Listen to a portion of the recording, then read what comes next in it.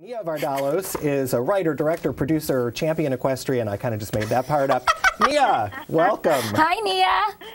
Hi, you guys. How are you? I'm good. Thank you, Nia, so much for being a part of this book. Did you get a copy? I sent you one. That is really sweet. Yes, thank you very, very much. I honestly have never in my life thought I would be in the company of Queen Rania and Drew Brees. Well, you deserve it, sister. But Nia, tell me a little bit about why you wrote what you wrote. The title of your essay is "Be Polite." Yes, I think because this is a city, Los Angeles is a city of people most likely in high school who have been locked in a locker. And they come here in an attempt to prove themselves and to be cool sometimes. And I always say, save it for your therapist couch. When you're on a movie set or an office, anywhere that you work, a bank, anywhere, a high school, be polite. And I have had people try to, drama, confrontation, people try to bring me into arguments. And, when someone says something and your eyelids flip back like, oh, no, you didn't. But you cannot engage because there's this old adage, never get into an argument with a pig because a pig loves the mud. So that's why I wrote Be Polite. Well, let me read. Let me read. I was just going to read a little bit of your essay, Nia, because it's so cute. God. It starts with, I don't like conflict. I'm a middle child, and I'm Canadian. So to me, rudeness is a foreign language. I've been very fortunate to work with wonderful actors, producers, directors, and crews. My Big Fat Greek Wedding was my first film experience, and the producers treated me like gold before that movie made a dime. Perhaps that's why I continue to make movies with them. Or maybe it's simply because they're polite. They have good manners. I think good manners come from good parents. And you talk about being a parent, and then you say, let's see, I suggest that when encountering rudeness, you respond with politeness. Take the high road and invite that person to join you. If he or she persists, well, then the game is on. I'll let you in on a little secret here. We middle-child Canadians are nice, but we're not idiots. So the ruder people get, the nicer I become. It drives them nuts. If someone yells, just laugh at the fun, loud noise the person's making. If he or she makes sarcastic comments, act as if you don't get it. The more the person boils, just break into song, hug other coworkers, treat everyone to pizza and drinks. Simply refuse to let the energy vampires suck the life out of the room.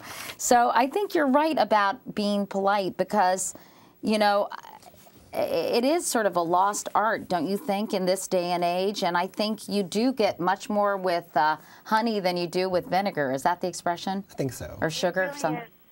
I think that there is a decorum and a set of values that I'm hoping people will rise to in this city and in my industry and just in general. My sisters work in different fields as well and will tell me the same thing that happens. My brother owns a cafe in Australia, and his eyes just open the way people talk to him and to each other. And that, it's just something that I'm hoping.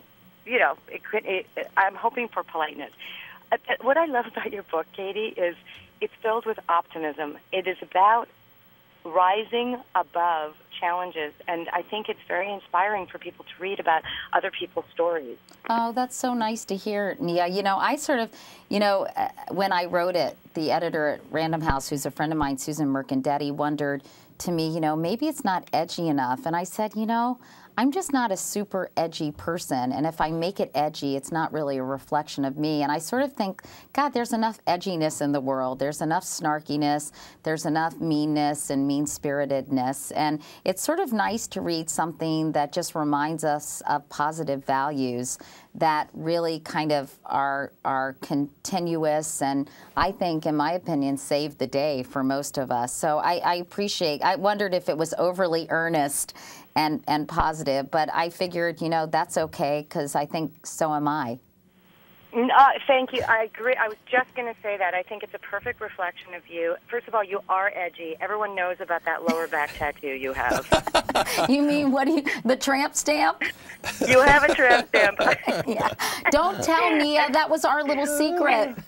Well, I was miffed that it's a picture of Matt Lauer's face, but I'm going to try and get over it. Very funny. Well, tell us what you're up to now. I was fortunate enough to get to write a script with Tom Hanks. Oh, my God. Wow.